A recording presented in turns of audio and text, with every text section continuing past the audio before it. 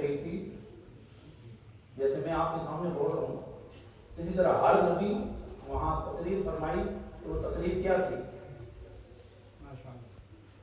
ہر نبی نے اپنے عہدے کا ذکر کیا،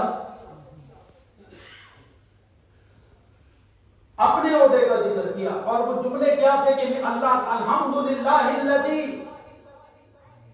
جعلنی نبیا وصفیہ،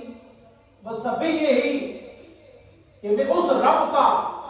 شکر ادا کرتا ہوں جس نے مجھے نبی بھی بنایا، اپنا صفی بھی بنایا۔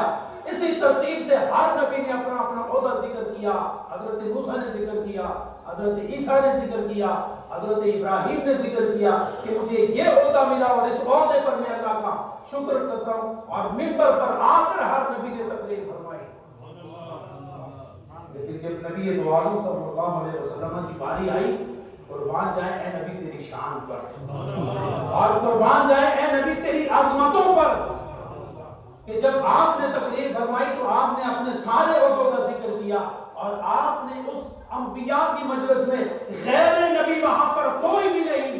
نبیوں کا سردار ہے اور رسولوں کی جماعت ہے، انبیاء اور پیغمبر وہاں پر موجود ہیں، اور تمام سے میرا نبی کلام فرما رہا ہے، اپنے اپنے عہدوں کا ذکر کر رہا ہے، اور فرما رہا ہے کہ اللہ نے مجھے ایسی امت بھی عطا فرمائی کہ اس کو اللہ تعالیٰ نے 3 صفات عطا فرمائی ہیں۔ کسی نبی نے اپنی امت کا ذکر نہیں کیا، لیکن میرے اور آپ کے نبی نے اپنی امت کا ذکر کر کے ارشاد فرمایا کہ الحمدللہ الذی جعل لی امتا وسطا، میں اس رب کا شکر ادا کرتا ہوں جس نے مجھے ایسی امت عطا فرمائی ہے جو امت وسط ہے، نہ اس میں افراط ہے نہ اس میں تفریط ہے، نہ افراط ہے نہ تفریط ہے۔ کچھ امتیں ایسی تھیں